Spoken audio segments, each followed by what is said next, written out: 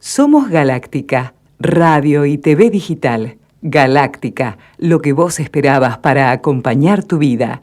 Galáctica, otro concepto en comunicación. Como todos los martes y jueves, pasadas las 19 horas, llega el programa más impactante de estos tiempos, Mundo Paranormal, en la edición internacional de Galáctica Digital, Radio y Televisión Iberoamérica en habla hispana, con el doctor Antonio Laceras. A quien le damos la bienvenida, lo saluda Pedro Adrián Guberman, a todos, ya estamos en acción con el doctor Laceras. ¿Cómo estás, Antonio? Un gusto saludarte. Pedro Guberman, lo mismo, un gran saludo, un gusto estar de nuevo juntos haciendo otra edición de este Mundo Paranormal, ¿no? Paranormal. Exactamente. Sí.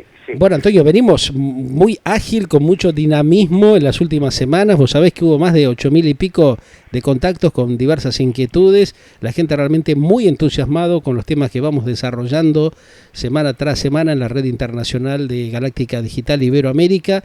Y por supuesto que conmovida por los hechos y acontecimientos que venimos narrando en relación a los enigmas y misterios del Triángulo de la Bermuda, ¿no?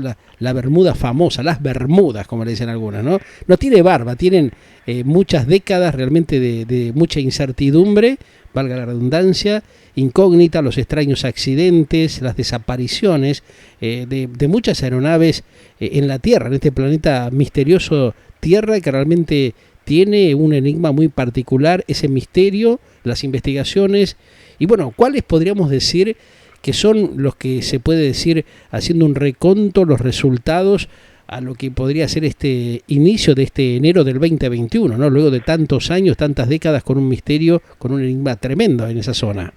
Sí, vos fíjate que a raíz de muchas comunicaciones de nuestros oyentes, preguntas, comentarios, por eso me pareció interesante, porque en principio ya habíamos hablado hace días, vos y yo, fuera de micrófono, de otros temas paranormales que queremos tratar. Pero tenemos que seguir las inquietudes de la audiencia. Sí, estamos generando preguntas y tenemos que contestarlas. Sí, les comentamos también, Antonio, a los oyentes, disculpame, ¿no? Pero vamos a pasar los correos electrónicos de Galáctica Internacional.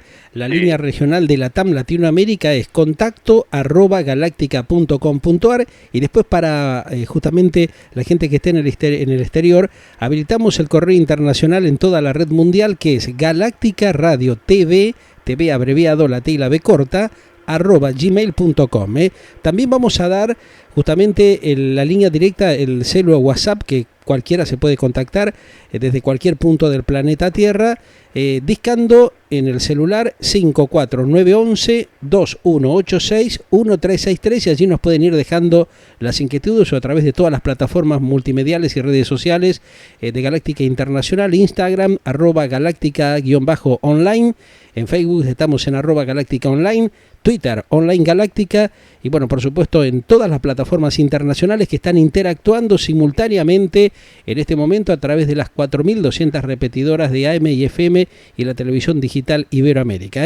En todas las repetidoras, los áreas regionales de las estaciones respectivas de Galáctica Mundial. Así que bueno, ahí tienen el contacto. Si surgen algunas inquietudes o preguntas, lo van canalizando a través de estas alternativas o desde galácticaradiotv@gmail.com. Antonio, con vos. Sí, es más, si ahora empieza a llegar algún comentario, pregunta que a vos lo te parezca tocando, adecuado, sí, para sacar al aire adelante. Pero por eso advertí que había bastantes preguntas sobre el tema que hablamos de los misteriosos y enigmáticos accidentes, llamémosle así, o desapariciones de aviones.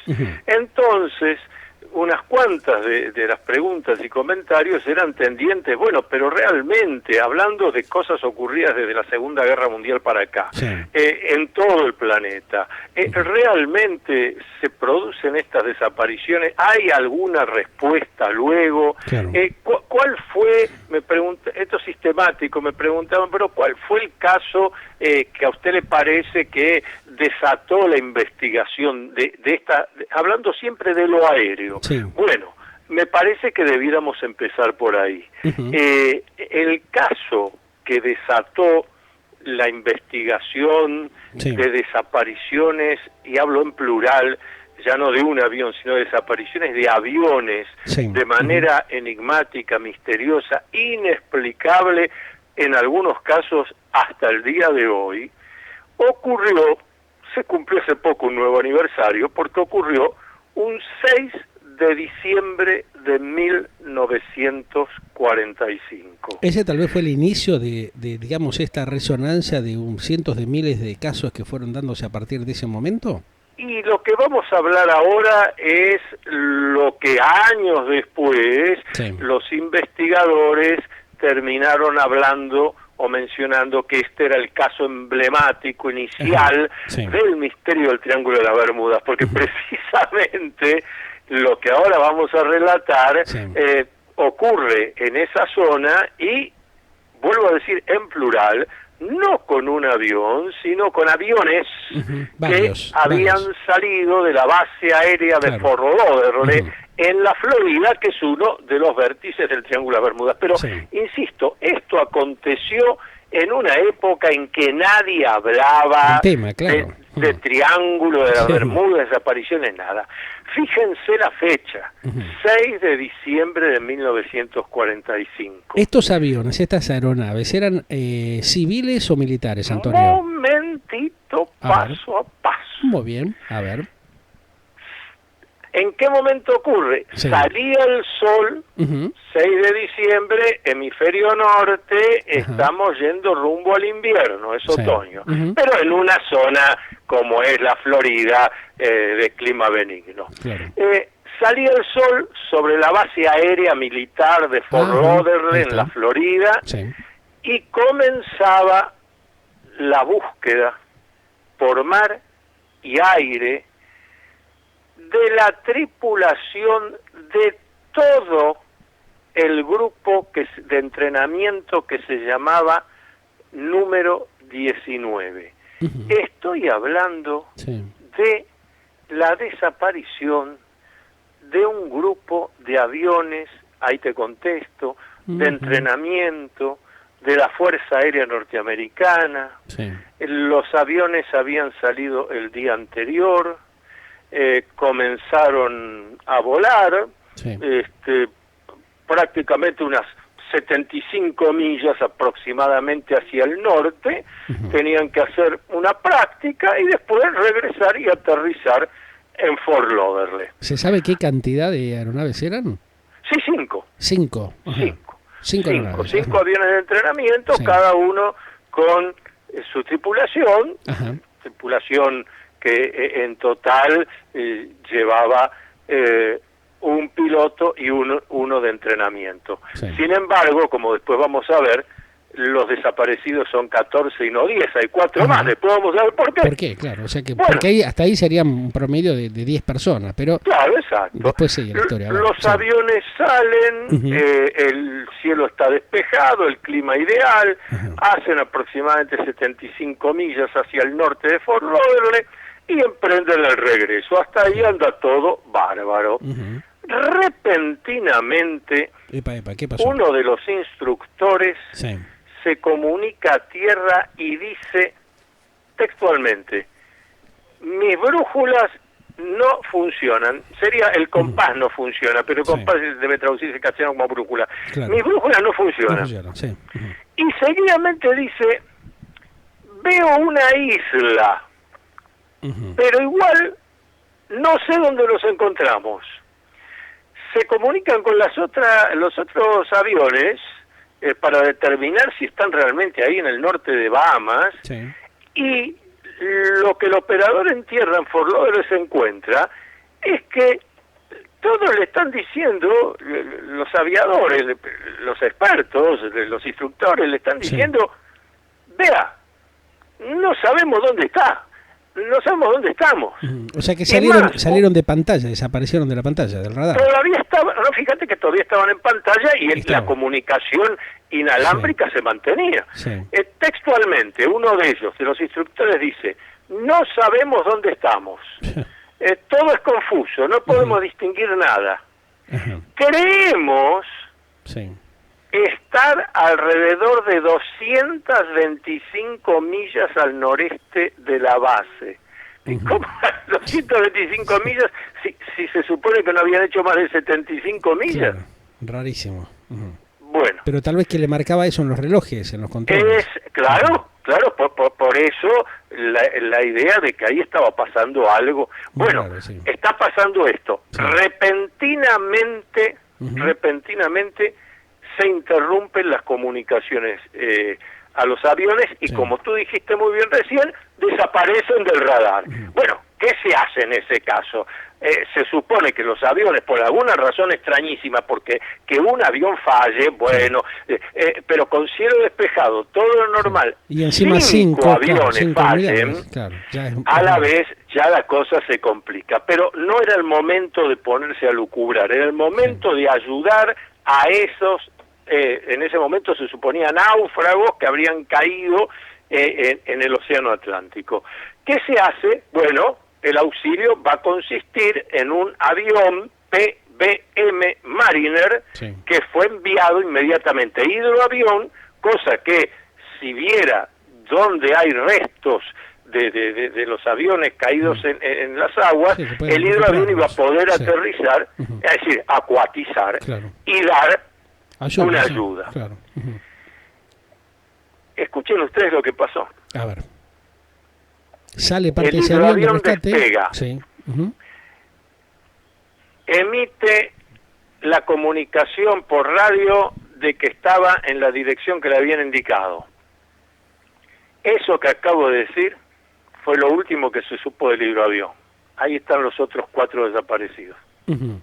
Qué bárbaro. Bueno, este caso es extraordinario porque en una cuestión de minutos desaparecieron 6 aviones con un cielo despejado, el agua en condiciones. Bueno, es el día de hoy Que es un verdadero enigma nadie eso, claro. puede responder con exactitud ¿Qué pasó? a Claro. qué pasó Claro. con el vuelo 19, toda la escuadrilla del vuelo 19 y Desaparecida. el hidroavión.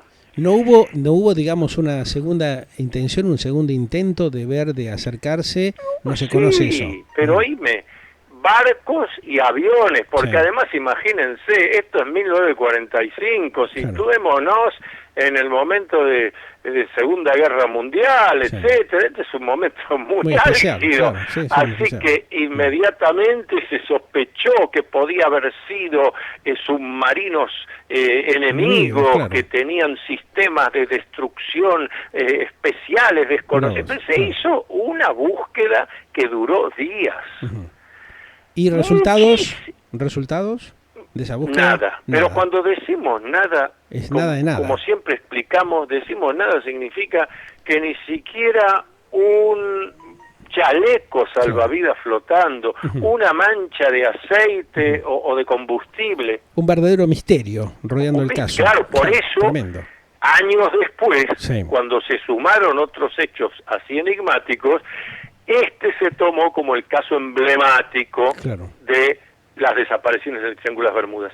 Muchos años después, ya estoy hablando de fines del siglo XX, 1990 y tantos, un grupo de expedicionarios submarinos, de esos que andan buscando barcos hundidos de hace siglos, buscando tesoros, etcétera, encontraron unos restos de varios aviones, no de uno, de varios, apoyados naturalmente en el fondo del mar, con toda la flora y los caracoles y todos los elementos marinos adheridos. Sí. Y ahí se supuso que venía la respuesta al fin para el famoso vuelo 19. Se extrajeron partes, la Fuerza Aérea de Estados Unidos investigó, no eran del vuelo 19. Bueno, al día de hoy, esto ocurre del 5 al 6 de diciembre de 1945. Al día de hoy no tenemos una respuesta. Muy misterioso, los expertos después decían que lo que más les llamó la atención es que varios de los instructores al comunicarse eso de que los compases no funcionaban, que las brújulas no funcionaban.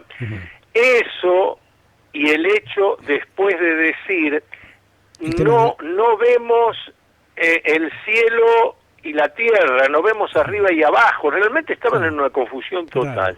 Pero ellos mencionaban que como que estaban visualizando una isla, me decías vos en el inicio, ¿no? Sí, en un momento uno de ellos dice que estaba viendo una isla. No veían agua, por ejemplo, no hicieron ninguna información, ningún detalle. Sí, alrededor de la isla estaba el agua, pero eso es en un momento. En otro momento ya directamente es como que hubieran entrado en una nebulosa tal que, como decimos, no podían ver ni arriba ni abajo, ni saber dónde era arriba y abajo, y por otro lado tampoco norte, sur, este y oeste, porque las brújulas no funcionaban. Claro. Y al no poder ver ni la costa ni el cielo, menos todavía podían orientarse.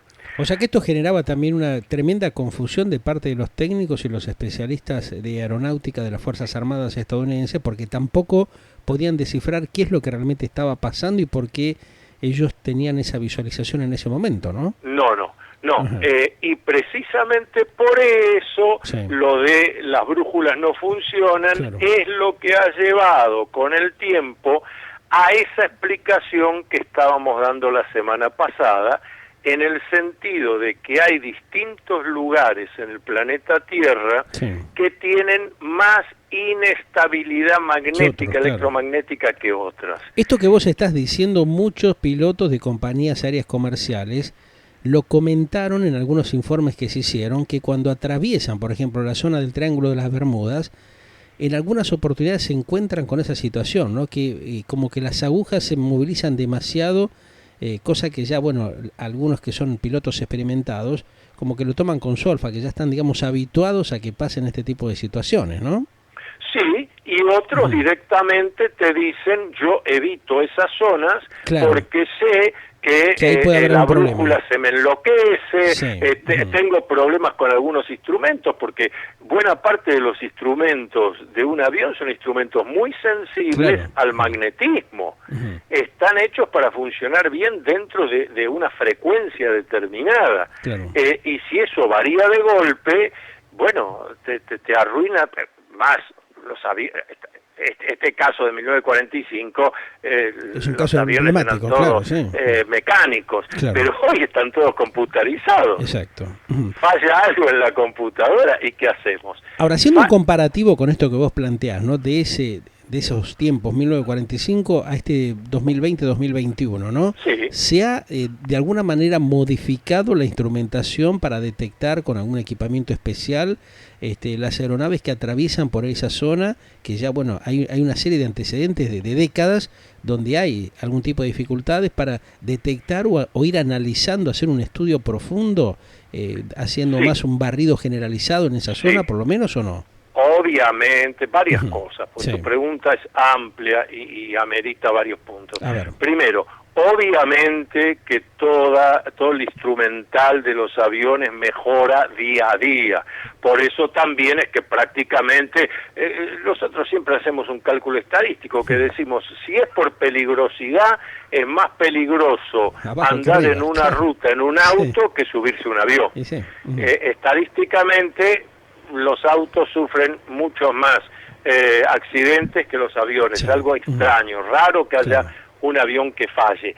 Y cuando fallan, en general, siempre es por algún tema enigmático y misterioso que se tarda en resolver. Ya vamos a analizar eso luego. Algunos casos de fallas humanas también ha habido, bueno, pero son las menos, ¿no? O sea, pero hoy en particular es mucho más difícil que haya una falla humana. Porque está todo automatizado. Porque en realidad vos si programaste todo bien al avión, el avión hace las cosas bien. Uno puede haberlo programado mal, estamos de acuerdo. Pero en general los seres humanos no tenemos la sensibilidad que puede tener la computadora para cruzar tantos datos y determinar si conviene modificar un poquito más, un poquito menos. El eco del radar al instrumental del avión le llega directo. No soy yo el humano que tengo que mirar. Cuando yo miro, tardo una fracción de segundo en tomar decisión, pero el avión ya tiene todos los datos necesarios. Obviamente que esto antes no era así, pero esto primero, para responder esa parte. La segunda parte de parte de tu pregunta es cierto que la geología y la geomagnetología ha avanzado muchísimo porque tenemos cantidad de satélites artificiales dando vueltas en torno a la Tierra que van proporcionando información también específica, las variaciones magnéticas. Eso ha permitido confeccionar mapas y entonces conocer que hay zonas que conviene no sobrevolar y otras que en apariencia no revisten en esto que estamos hablando peligro alguno. Pero lo que cualquier geólogo te va a decir o investigador del tema magnético terrestre te va a decir, bueno, pero esto es la estadística. Ahora, eso no quiere decir que repentinamente en un lugar y de manera inexplicable se produzca la variación. Puede suceder. Puede suceder porque, por ejemplo, volcanes submarinos que entran repentinamente en actividad pueden provocar una variación de la intensidad magnética en ese lugar. Por ejemplo, hay un lugar muy famoso, a ver, contanos, donde, y que tiene que ver con la Argentina, y que cuando lo diga todos lo ubicamos, que es un lugar de perturbaciones magnéticas, de variación de la intensidad magnética, el cerro más alto de las Sierras Chicas en Córdoba, o sea, el Cerro Uritorco. Exactamente. Ese es un lugar que conviene no sobrevolar. Bueno, interesante. Ahora, hay otros accidentes o hechos de desaparición de aviones, ahora voy a mencionar uno en particular, que tiene que ver con estas cuestiones de, en otras épocas, las malas comunicaciones y que van generando algún tipo de leyenda. Algún tipo de leyenda. Cuando yo recién empezaba a estudiar el tema de los ovnis, pero ya estudiarlo, no solo ser un inquieto, un hobby, sino estudiarlo, que era en mi adolescencia, yo 19, 20 años. Sí, que uno quiere investigar, quiere averiguar todo, o sea, ya un poco más afianzado con el tema que estabas. Obviamente, porque lectura de textos y de noticias sobre ovnis desde los 5 o 6 años que aprendí a leer siempre. Pero ya comencé una lectura sistemática, un estudio sistemático, y llegó a mis manos un libro de uno de los grandes investigadores de ovnis que tuvo España, Europa y el mundo hispanoparlante. Me refiero a Antonio Rivera. En uno de esos libros hay un capítulo donde Antonio Rivera ¿qué dice? A ver, habla de un avión que desapareció misteriosa y enigmáticamente sobre la cordillera de los Andes cuando iba de Argentina a Chile. Y dice que lo último que dijo el piloto o el radiooperador fue una palabra que no se pudo entender, pero que no se pudo entender qué quiso decir el radiooperador.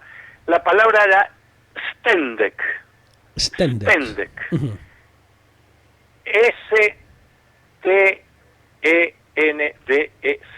Stendek. Y en el digamos, en el ámbito de la aeronáutica, ¿qué significa eso traducido? Nada, no se sabe qué quiso decir. Entonces, como ahora voy a ver los datos del avión, todo.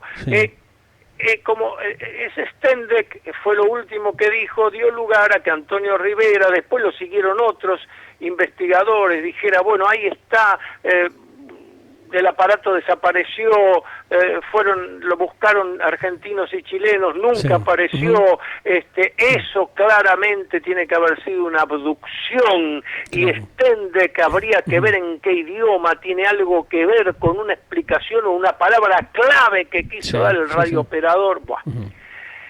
Esto ocurrió el 2 de agosto de 1947, cuando el vuelo que llevaba el número 59 de British South American Airways desapareció mientras cruzaba la cordillera de los Andes a la altura de un volcán apagado que es el Cerro Tupungato. ¿Hay información básicamente de la cantidad de pasajeros que iban en esa aeronave? Sí. ¿Cuántos eran? Es más, hay información hasta de cuál era el nombre que le daban al avión. Stardust. Llevaba 11 personas. Bueno, un avión, un Avro 691, Lancastrian, versión civil del famoso bombardero Lancaster usado en la Segunda Guerra Mundial. Bien.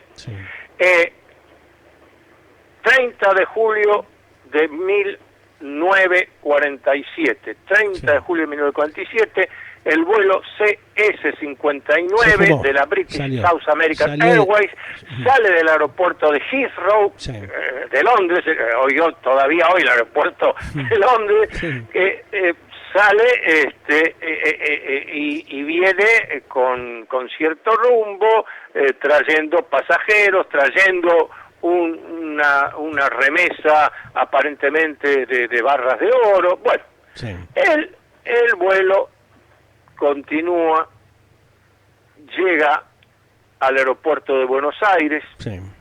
La tripulación había recibido instrucciones de vuelo seguro, preciso para el cruce de los Andes.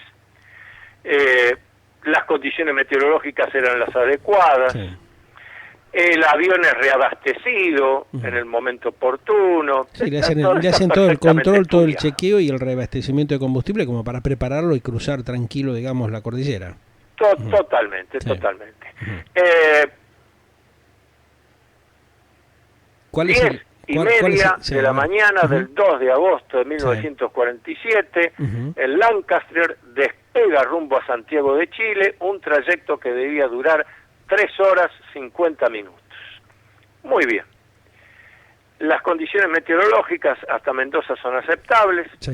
El Avro cruza a 3.000 metros de altitud toda la Pampa, llega a donde corresponde, es decir, sigue su vuelo, tiene una altitud de crucero de 7.000 metros, que es lo que corresponde para llegar a para atravesar bien la cordillera de los Andes. La torre de control de los Tamarindos, que hoy es el aeropuerto Plumerillo de Mendoza. Recibe la información, el avión sigue, el avión cruza, aparentemente está cruzando. A las 15 horas, el avión radió un mensaje cifrado en código Morse, que se repitió 2 veces. Y el código Morse decía las siguientes letras: S, T, E, N, D, E y C. 2 veces. Stendek. Lo mismo que había comentado. Justamente, por eso les dije que lo que Antonio Rivera decía, bueno, Stendek escrito en Morse, debe ser, cada letra debe ser la sigla de una clave, pero como el avión estaba siendo tomado por los extraterrestres o llevado a un universo paralelo, trasladado en el espacio-tiempo, en fin, distintas ideas que daba Antonio Rivera. Bueno, entonces tuvo que mandar breve, mandó esto. Eso fue lo último que se supo. Obviamente en el aeropuerto de Los Cerrillos no había la menor capacidad para interpretar este mensaje. Es lo último que hace el avión. Jamás llegó, jamás apareció nada. Misteriosamente desapareció de la tierra, del aire. Imagínate que inmediatamente, claro, pues el avión parece que se había tragado a la tierra, inmediatamente surgió la idea de que había sido abducido en aquella época por un plato volador, esto, lo otro. Bueno, y así pasaron añares, porque el avión siguió sin aparecer. Claro. Ahora, Antonio Rivera... esta clave que vos haces referencia, ¿no? Esta palabra Stendek, ¿no? De alguna manera se empezó a estudiar, se empezó a analizar científicamente, técnicamente. Posibles, sí. Sobre todo por todos aquellos que querían encontrarle una explicación justamente de tipo paranormal. Bueno, lo que escribe Antonio Rivera después lo toman otros autores que también hacen lo que vos estás diciendo, buscar la explicación. Claro, vuelvo a decir, estamos hablando de 1947, pero ¿qué ocurre? Salieron a buscarlo donde podía ser de los Andes, nada, ni un pedacito. Pero vuelvo a decir, fue 1947. Sí. No se encontró ni un pedacito, nada. En 1998, el hecho que les dije ocurrió en 1947. Sí, después de muchísimos años, ¿qué pasó? 1998, resulta que fue un año que nevó muy poco en la cordillera. Entonces, había calor, hacía calor, el poco hielo que había comenzó a deshacerse, a convertirse en agua. Sí, derretirse de a poco. A derretirse. ¿Y qué ocurre cuando esto pasa? Uno empieza a ver cosas que estaban tapadas por la nieve. En 1998, un guía de montaña argentino, el andinista Pedro Reguera, asciende por el costado del glaciar del Cerro Tupungato, efectivamente, donde tendría que haber pasado cerca, pero a 7.000 metros de altura, altitud, el avión. Y mirando, es un guía de montaña, es un hombre que ha pasado muchas veces por ahí, pero siempre mirando, con curiosidad, ve algo que no había visto en las otras ocasiones. Ve un reflejo metálico, que el sol produce un reflejo metálico, entonces dice, esto es algo raro, voy a ir para allá. Va para ahí, ¿y qué se encuentra? El bloque de motor de un avión, un bloque de motor de avión, con la inscripción Rolls-Royce. Rolls-Royce, es el motor Rolls-Royce que tenía el avión, uno de los motores. Pero este señor, que solamente es un guía, y además es un hombre joven, ni recuerdo tenía del Lancastrian Stardust, saca unas fotos, baja con esas fotos. O sea que lo único que él detecta en ese momento es el motor, no había ninguna estructura de la aeronave, no, solamente el motor. Y lo que resultó más atractivo a él, su curiosidad, es eso de en inglés Rolls-Royce. Me llamó mucha atención, dijo, ¿qué hace esto acá? ¿No? Si yo he pasado por acá varios años, nunca vi esto. ¿Qué es esto? Bueno, el de hielo me deja ver esto. Muy bien. Pero no le presta más atención, sí llega a Tupungato, y ahí en el pueblo, bueno, cerca del pueblo está el regimiento, los Leones Invencibles de las Heras. Los Leones Invencibles de las Heras, que es un regimiento de montaña, donde hay infantería de montaña, gente que hace andinismo, etcétera, militares argentinos muy bien preparados para la montaña.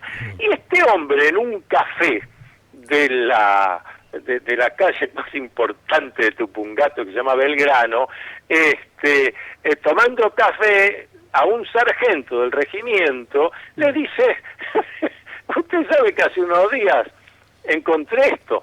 Obviamente el hombre ve eso y dice, estos son los restos de un avión. No lo podía creer, una cosa así, claro. Estos son los restos de un avión, esto es un tema muy delicado. Entonces, informa a sus superiores, creo que era un coronel que estaba a cargo del regimiento Las Heras de montaña, e inmediatamente se pide ayuda y se organiza una búsqueda, una búsqueda. Cuando se hace la búsqueda, alrededor del bloque de motor que había encontrado Pedro Reguera y fotografiado, aparece una rueda en perfecto estado, un brazo del tren de aterrizaje, restos de ropa, y fíjense lo siguiente, cómo la nieve, el hielo, mantiene todo, porque aparecen, esto es tétrico, pero es así lo que ocurrió, 3 torsos congelados, 3 torsos humanos congelados, una mano de mujer congelada, correcto. El avión entre los pasajeros llevaba a una mujer de nacionalidad alemana, correcto. Un asiento, un fuelle y variada documentación, billeteras, todo eso en 1998-99. En enero del 2000, una avanzada ya del ejército argentino, del regimiento de Tupungato, descubre más restos porque se siguió produciendo el deshielo. Y ahí los estudiosos, investigando ya la forma en que estaban desperdigados los restos, etcétera, se dan cuenta de que lo que ha ocurrido es que el avión tuvo un choque frontal, más que un choque inclinado, es un choque frontal. Ha sido un involuntario choque contra la montaña. Habré fallado los controles, los altímetros, o sea, evidentemente hubo un error técnico muy importante. Sí, porque se obvio 2 cosas, dicen los técnicos y los especialistas. Una, o falló el altímetro, y entonces ellos pensaban que estaban a 7.000 metros y estaban a menos de 5.000. Piensen que el Tupungato tiene casi 5.000 metros. Y o bien falló alguna otra cosa que produjo que bajara el avión 2.000 metros de golpe y se estrellara, porque no, los técnicos dicen, no es algo que da la impresión de que fue en ángulo la caída, sino más bien en 90 grados, como que realmente chocó contra la montaña. Impactó directamente, no les dio tiempo a reaccionar. El golpe, produjo no solo la muerte inmediata de la gente, la destrucción total tripulación y pasajeros, sino también que se haya dispersado el avión en la forma en que lo encontraron, ¿cierto? Ahora, lo interesante es, fíjense cómo la nieve, el hielo, mantuvo prácticamente 50 años. A pesar, de ese impacto que habría provocado una tremenda explosión, seguramente, el impacto por el combustible, porque cientos de metros a la redonda había pedazos de cosas. Lo podemos comparar, lamentablemente, con el caso de la explosión de la AMIA, tal vez, ¿no? ¿Viste? Donde apareció también, que después se detectó el tema del motor, una cosa así, por el impacto, por la tremenda explosión, que aparecieron algunos elementos que tal vez son los de mayor consistencia, como es el motor, por ejemplo, que son carcasas por ahí de hierro, fundición, elementos que son muy pesados y son un poco más difíciles de que se destruyan, a pesar del tremendo impacto que pueden tener, ¿no? Y fíjate que otra cosa ocurrió, fueron localizados restos de 9 víctimas, de 9 seres humanos, de las 11. Pero, como se conocía quiénes eran los desaparecidos de aquel avión, de este que estamos hablando, del vuelo 59, y entonces se pudo llegar a descendientes de ellos, se pudo hacer el reconocimiento por ADN y fueron identificados, ahí quedó confirmado definitivamente que estos eran los restos de ese avión que durante prácticamente 50 años estuvo diciendo, pero miren ustedes, dijo las palabras estas, Stendek, emitió estas letras, Stendek, y desapareció de golpe, habrá sido abducido, habrá sido llevado a un universo paralelo. No, se había estrellado contra una de las montañas más altas de los Andes. Bueno, es un caso de un enigma que fue resuelto, ¿no? Pero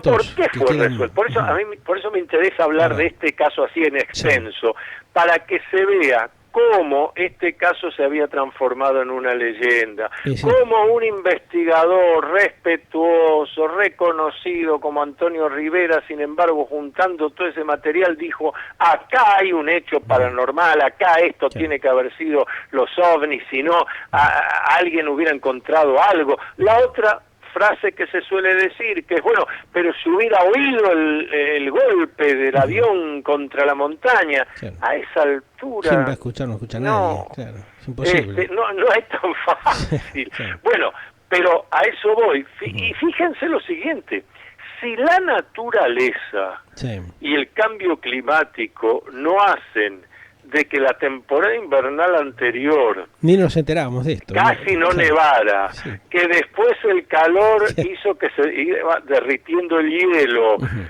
Hoy podríamos estar acá en 2021 y vos diciéndome, Pedro, diciéndome, Antonio, y ese caso del Claro. Stendek, y nos diciendo, y sí, la verdad, un misterio. La verdad que lo que ocurrió fue una desgracia, pero sin ningún misterio. Claro.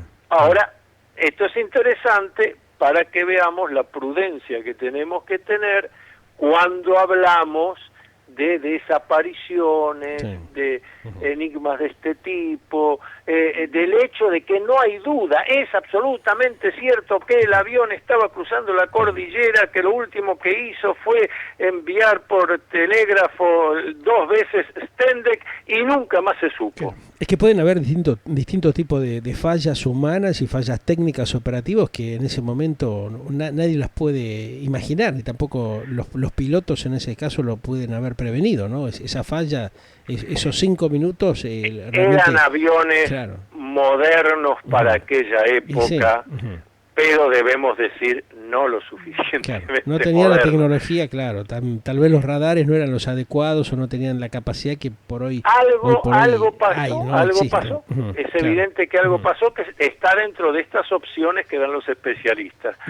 O el altímetro falló, y entonces creían que estaban movilizándose a 7.000, digo bien, metros de altitud, y en realidad lo hacían a menos de 5.000. O que hayan hecho una maniobra a raíz justamente de algo que los haya impactado o asustado, que se le haya cruzado algo que los llevó a generar una maniobra tal vez brusca, no. Los especialistas dicen justamente que no eso es no. eso, porque de haber sido por una mala maniobra o algo así, Sí. el impacto, Hubiese sido distinto. la forma en que hubieran quedado las cosas hubiera sido producto de un impacto, diríamos, como de un ave que va cayendo Claro, más suave, a tal vez, ¿no? tierra. No tan en destructivo. cambio, esto fue un ángulo recto. Claro. Sí, Quiere decir que el avión estaba todo. volando a esa altitud equivocada. No le dio tiempo a reaccionar a nada, seguramente. Claro. No, y además, por eso volvemos a insistir, habrá que ver cómo estaba la posición del sol y otras cosas, porque no es un avión de hoy en día. Claro. De todos modos, es una época en que ya había vuelos que pasaban los Andes de Chile a Argentina, Argentina a Chile, y también ocurrieron, este no fue el único accidente, ocurrieron unos cuantos, pero este es el único que durante más de medio siglo mantuvo el enigma. Sí. Esto desapareció. Bueno, señores, está revelado el enigma. Estaba ahí, se rescataron de los 11, 9 cadáveres. Ahí tenés un ejemplo. Otro caso, pero irresuelto, y que tiene que ver con la Argentina, que me pareció interesante no dejar de tratar hoy, y que cuando lo diga, sobre todo los memoriosos enseguida, la desaparición del avión de la Fuerza Aérea Argentina, que llevaba la denominación de TC-48. Ajá. Ocurrió el 3 de noviembre de 1965. Un avión Douglas de C-4, la matrícula argentina era TC-48, llevaba cadetes egresados de la Escuela de Aviación Militar, había partido de la base de Howard, en Panamá, con rumbo al aeropuerto de San Salvador. Ajá. Transcurrieron 30, 40 minutos después de despegar. El piloto informó, eso sí, de que había un incendio en uno de los motores, avisó al control de San José de Costa Rica que se modificaban y se iban para San José de Costa Rica, Sí. porque era el lugar más rápido para aterrizar, porque se había producido el incendio en uno de los motores. Cuando yo digo esto del incendio en uno de los motores, para el que no conoce, bueno, siempre es un hecho peligroso, Sí. pero en general se puede apagar. Aquellos aviones tenían un sistema para apagar el fuego en un motor, pero ese motor dejaba de funcionar. Claro, lo podían resolver, pero bueno, quedaba afectado, evidentemente. Es, para decirlo en términos de un pájaro, Sí. quedabas con el ala un poco rota. Claro. Sí. Había que buscar aterrizar lo antes posible. Sí. Y se busca, como lo dice el piloto, avisa al control del aeropuerto de San José de Costa Rica, nos dirigimos hacia allí para aterrizar. Bueno, una vez más, fue la última información. Esto no ocurrió en medio de la Segunda Guerra Mundial, esto ocurrió a fines del año 1965. Sí. Lo último que se supo del famoso TC-48, que llevaba 68 seres humanos que desaparecieron, Sí. todos cadetes, bueno, no todos, la mayoría cadetes de la Escuela de Aviación Militar, y después los tripulantes y alguno que otro pasajero que llevaban. Desaparecieron, están como desaparecidos, fallecidos. Lo real es que el avión, que se lo sigue buscando en el día de hoy, Mira vos. todavía hoy hay gente que investiga esto, allá en la selva de Costa Rica, Sí. otros lados, pero el avión desapareció, y vuelvo a señalar esta es la cosa enigmática de un avión que informa que hay un motor con fuego, pero que después de eso, si la situación se hubiera empeorado o algo así, la lógica es que hubiera enviado información inmediata, Claro. Estamos perdiendo altura, SOS, etcétera. No hubo ningún nada. contacto posterior, nada, claro. Y bueno, eso Tripulación integrada por 9 Ujú. miembros, Ajá. más 5 oficiales, 54 cadetes, Claro. 68 personas en total. Una enorme pérdida, ¿no? Lamentablemente. Las condiciones meteorológicas no eran las mejores, pero no eran malas tampoco. El TC-48 iba acompañado de otro avión Ajá. que llegó perfectamente a destino, así que no era una cuestión de cuestiones climatológicas. El otro avión era el TC-43. Bueno, ¿qué pasó? Claro, ¿no? es el gran misterio. Ahí tienen otro ejemplo de algo que al día de hoy no se puede, saber resolver, qué pasó. claro. Y más recientemente, Sí. un tema que es tan cercano, que sospecho que la mayoría de nuestros oyentes lo va a recordar enseguida. ¿Qué pasó el 8 de marzo del año 2014? Ahora en marzo va a ser 7 años de Sí. esto. Bueno, un avión enorme, el vuelo 370 de Malaysia Airlines, Sí, señor. un Boeing 777 Ya una 200. aeronave con otro porte, con otra tecnología, estamos hablando, ¿no? 239 personas, Sí. 227 pasajeros, 12 tripulantes. Sí. El avión despega normalmente del aeropuerto internacional de Kuala Lumpur, Sí. en Malasia. El destino era el aeropuerto internacional de la capital de China, de Pekín.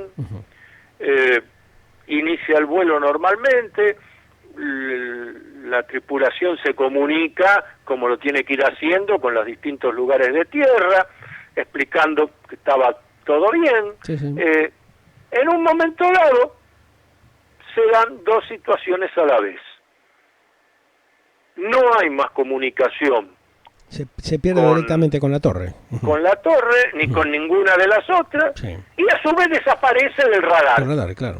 Pero desaparece hasta así que lo que se explica, y estamos hablando de los radares con otra tecnología muy modernos sí. que hay en estos lugares, y estamos hablando del año 2014. Sí, ya todo, digamos, con instrumentación satelital de avanzada, con otra tecnología, pero claro, optimizada. Pero claro, imagínate, un Boeing 777, 227 pasajeros, 12 tripulantes, de la nada. Otro auténtico misterio ese, ¿no? Desde el momento que se perdió contacto con el avión, inmediatamente se inició y desarrolló una operación de búsqueda y rescate que hoy los especialistas dicen que la consideran la más larga de la historia. Claro, porque había que explicar cómo es que le había pasado ese avión, que de la nada desaparecía. Dicen los técnicos, se trató de una de las operaciones de investigación y búsqueda más difíciles y costosas de la historia de la aviación. Semanas de búsqueda en las aguas del Golfo de Tailandia y alrededores, los distintos sitios donde se suponía que habría caído el avión. O sea que hubo un rastreo como nunca se ve. Que aparecían en el Océano Índico y también en tierra firme. Bueno, tanto la ubicación de los restos del avión como las causas de lo que haya pasado al día de hoy es un tremendo sigue misterio. Siendo un enigma desconocida. Total. Claro. Uno de los más grandes especialistas en el tema resolvió la cuestión en 4 palabras. Dijo, este es un suceso sin precedentes en la aviación moderna. Tremendo, ¿eh? Bueno, el MH370 es el mayor enigma de la historia moderna de la aviación. Pero después, con el paso de los años, un par de años después, apareció en una zona del Océano Índico flotando algo que parecía que era un avión. Se dio la noticia de que al fin había aparecido un trozo del avión. El trozo fue rescatado, efectivamente era algo de un avión, pero no tenía nada que ver con este vuelo 370 de Malasia. Sí, yo recuerdo que generó muchas expectativas, o sea, en un primer momento se habló que era muy probable que sea, pero terminaron comprobando que no tenía nada que ver con esa aeronave, ¿no? No, al día de hoy no hay una explicación, pero además de que no hay una explicación para el hecho rarísimo de que los radares lo tenían en pantalla y repentinamente de la nada, en una fracción de segundo no estuvo más. Y una fracción antes, la comunicación con la tripulación y todo era que todo estaba bien. Todo normal, claro. O sea que ocurra lo que haya ocurrido, sí realmente ocurrió en una fracción de segundo y fue de tal categoría que no dejó ni siquiera un pedacito que se haya podido encontrar. Algunos decían que sospechaban que podía haber sido algún atentado terrorista o una explosión, ese tipo de cosas, que decían que justamente a raíz de eso algo tendría que haber dejado, pero nunca se pudo encontrar ni se detectó nada en todas esas cientos de miles y miles de kilómetros que se rastrearon en el mar y en la tierra también, es lo que vos decías, ¿no? O sea, y otro detalle, llamativamente es un tema muy sospechoso, ¿no? Con un enigma impresionante. Paranormal.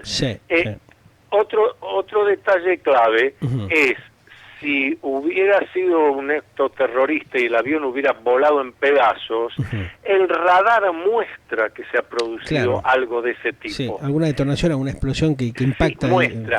Y obviamente, además de eso, lo que acabas de decir, bueno, pero si hubieran encontrado los restos, nada. De una máquina enorme, nada.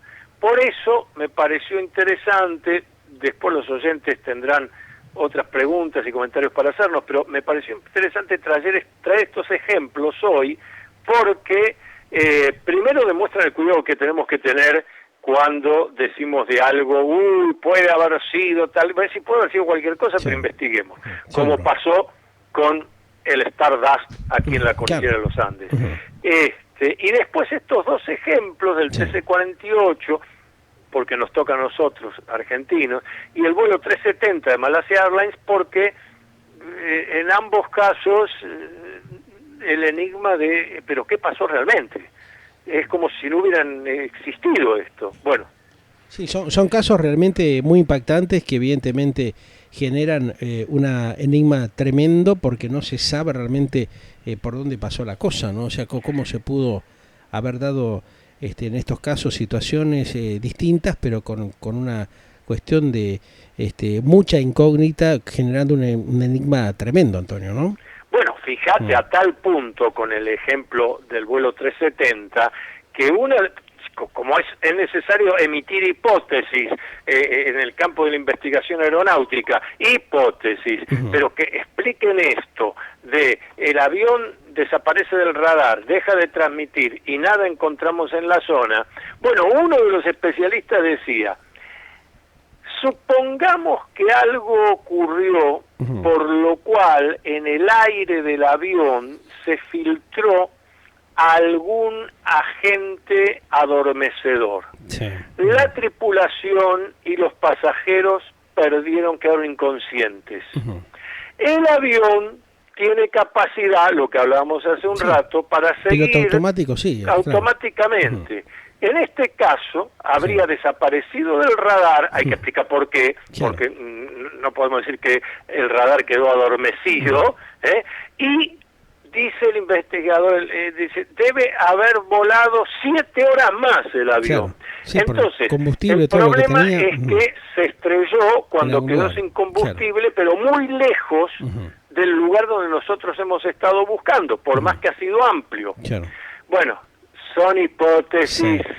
Y bueno, vos fíjate que apareció después de más de 5 décadas el motor en la cordillera. Esto puede darse en el futuro, vaya a saber qué es lo que puede haber pasado, ¿no? Por eso digo. Son los grandes enigmas de estos tiempos, ¿no? Que ya venimos cada vez enterándonos de nuevos hechos en este mundo paranormal que compartimos habitualmente todos los martes y jueves, Antonio. Así que bueno. Necesito 2 minutos finales para lo siguiente. Dime. Hoy hay 2 cosas astronómicas importantes, interesantes para los que nos interesa la astronomía. Por supuesto. Hoy, luna en cuarto creciente, la luna a las 10:11 de la mañana, tiempo de la Argentina, la luna estuvo en lo que se llama, y está todavía, lo que se llama su apogeo. Apogeo es cuando está más lejos de la Tierra. Estuvo a 404.361 kilómetros. Y esta noche, para los escuchas de todo el mundo, si tienen el cielo despejado, van a poder ver un fenómeno que solo se va a dar hoy. La conjunción de la Luna en cuarto creciente con el planeta Marte. Buenísimo. Esta noche van a poder ver la Luna y cerca de la Luna van a ver una esferita roja. La esferita roja es el planeta Marte, que va a aparecer casi pegadito a la Luna. Buenísimo, Los amantes de la astronomía, atención entonces que realmente hoy tenemos una posibilidad de ver algo realmente maravilloso. Para ver algo interesante, seguro. Algo diferente. Eso solo esta noche. Bueno, perfecto. ¿A qué hora calculás, por ejemplo, en el hemisferio sur que se puede dar este fenómeno? ¿A partir de qué hora? En el hemisferio sur... Ya me están preguntando. Voy a ser muy preciso. A ver. Necesito acá otra persona también, ¿ves? Otro oyente.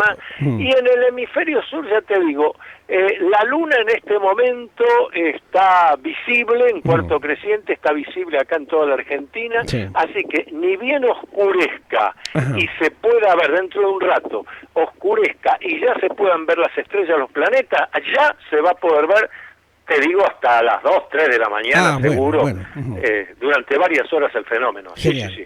Todas las galácticas y galácticos que nos están viendo y escuchando, ahí tienen la información, o sea que hoy tenemos realmente para pasar un momento muy particular con un fenómeno astronómico maravilloso, Exacto. Bien, Antonio, nos estamos viendo, Dios mediante, el próximo martes, ¿te parece? Para seguir con martes, 19 las horas, inquietudes. Mundo Sí, señor. Paranormal. Así es. Luminoso abrazo para todos y gracias por acompañarnos. Igualmente, Antonio, un gran abrazo. Así compartimos con todos ustedes esta edición de Mundo Paranormal con el doctor Antonio Las Heras, como siempre lo hacemos, a través de la señal internacional de Galáctica Radio y Televisión Iberoamérica en habla hispana. La plataforma comunicacional, como ustedes ya lo saben, más activa y dinámica de esta era, acercándote toda la información clave y precisa para conocer lo que realmente pasa en este planeta Tierra maravilloso, que lo vivimos las 24 horas siempre con la mejor música y los contenidos para ustedes. Galáctica, lo que vos esperabas para acompañar tu vida.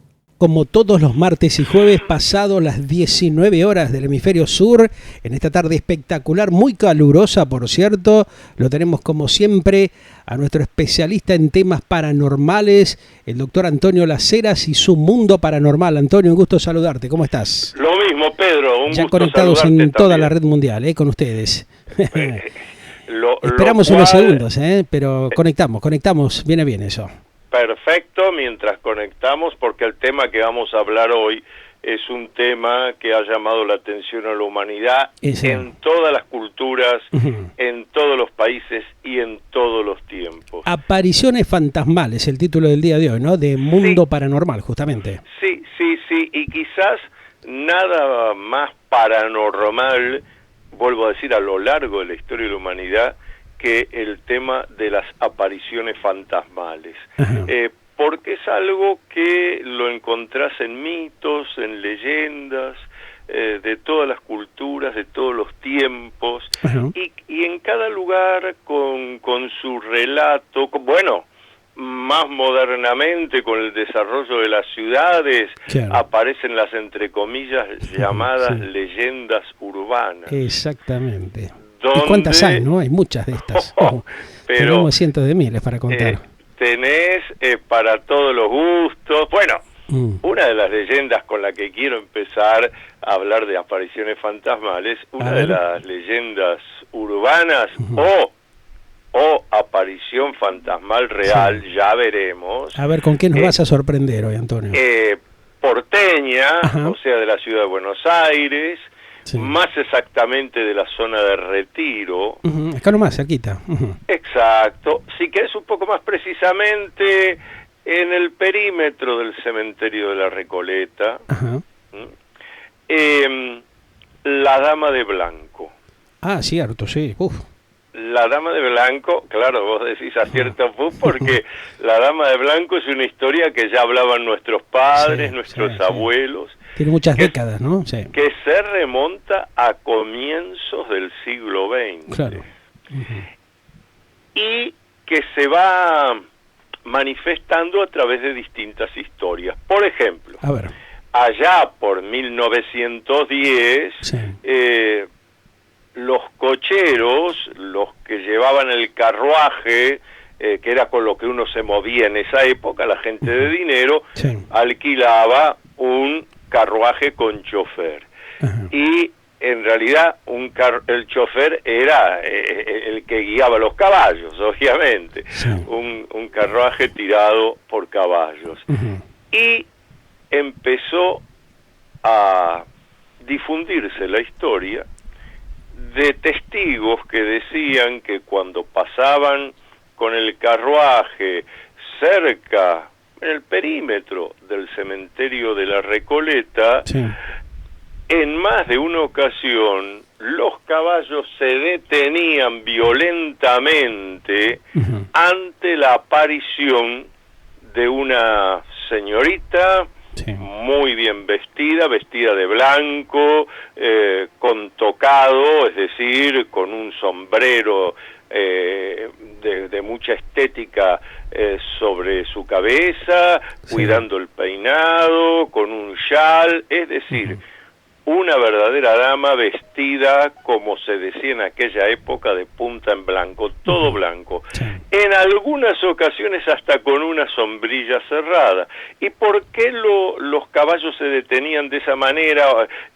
Porque la dama pasaba desde la vereda donde está el muro del cementerio, cruzaba la calle aparentemente de manera descuidada y seguía avanzando hasta alejarse. Ahora, aquí tenemos un tema interesante para analizar, que es el siguiente. No estamos diciendo que el cochero, quizás porque era la madrugada, que era de noche, estaba cansado, había tomado una copa de vino y alucinaba. No, acá lo que decimos que los animales se detenían, claro, ahí está. ¿No? Claro, porque los primeros sombreros eran los caballos. En esa época, el carruaje tenía una lámpara seguramente de querosén o algo así, que llevaba para identificar que...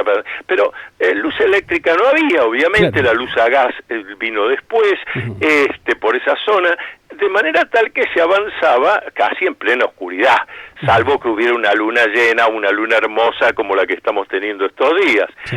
De manera tal que es lógico que los primeros en darse cuenta que algo andaba mal ahí, que había algo peligroso, algo inesperado, eran los caballos, es cierto. Pero los caballos no alucinan, no sufren alucinaciones. Claro. Y lo interesante es que cuando los caballos quedaban detenidos... Porque evidentemente percibían lo que vos decís, que había algo raro, que se cruzaba en todo caso esta persona. Por supuesto. Entonces, claro, provocaba ese contratiempo, no ese sobresalto. Claro, pero eso ponía en alerta no solo al cochero, que generalmente llevaba un ayudante, o sea, a las dos personas, sino también a los pasajeros, que veían a esta señora aparentemente irresponsable, que cruzaba se veía, de un lado al otro, la imagen como si estuviera sola. La imagen de la persona se veía en este caso, eso es lo que afirman.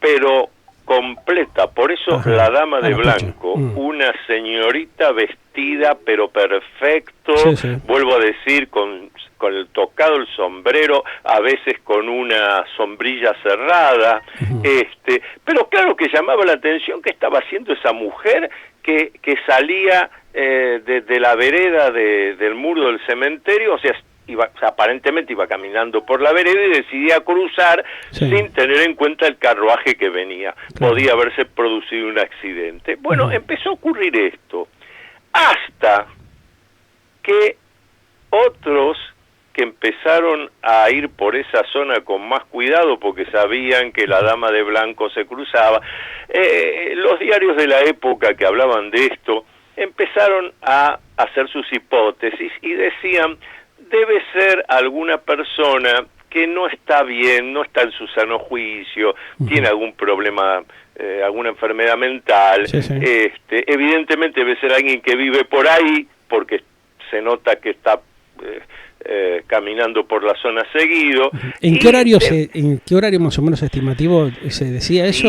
Siempre a la noche. A la noche siempre. Digamos, en invierno, que anochece mucho más temprano, podía ser 9, 10, 11 de la noche, en días en que anochece más tarde podía ser las 2 de la mañana, pero siempre, es buena tu pregunta porque hay que decir siempre de noche. Siempre y fíjense que la historia sigue continuando año tras año, hasta que los cocheros, alertados por esto y ante esa idea que estoy diciendo de que probablemente se tratara de alguien con perturbaciones mentales, el peligro de que se les cruzara, los caballos se fueran encima, la lastimaran o la mataran, la despedazaran, empezaron a ir por esa zona con más cuidado y mirando.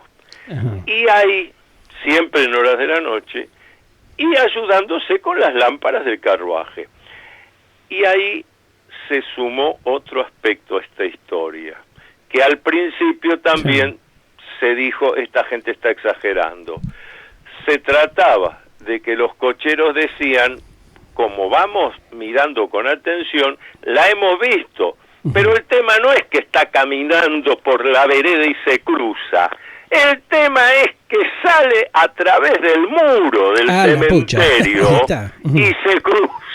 ¿Se dan cuenta de lo que estamos diciendo? ¿Pero que se desplazaba sobre, digamos, el asfalto o como volaba sobre la superficie? Caminaba directamente. Buena pregunta, muy buena, porque tenemos muchas historias de apariciones fantasmales donde el testigo dice, bueno, era evidente que flotaba, flotaba a 10, 15, 20 centímetros del suelo, pero flotaba. Ahora, en este caso no, caminaba, se desplazaba directamente por la acera, por la vereda y después cruzaba la calle, caminando. El caso de la dama de blanco es que actuaba como lo hubiera hecho cualquiera de nosotros, con la diferencia de que empiezan a agregarse estos condimentos. ¿Cuáles? Los testigos que dicen, yo la vi, pero no es que venía caminando por la vereda.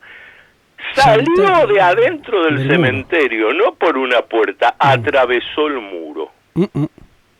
Bueno, la cosa se terminó complicando cuando pasó lo siguiente. A ver. Alguien que no conocía nada del asunto, un señor que viene a pasar unos meses, como se hacía en aquella época, a la Argentina por negocios, Sí. que alquila un departamento allí a pocas cuadras del cementerio, y el hombre había terminado sus actividades del día, sale a caminar un poco, Sí. es de noche, y encuentra una dama que en aquella época, eso era muchísimo, se cruza en la vereda, y el señor saluda cortésmente como era en aquellos días, buenas noches, la señorita le sonríe amablemente. Entonces el hombre se anima un poco más, Sí.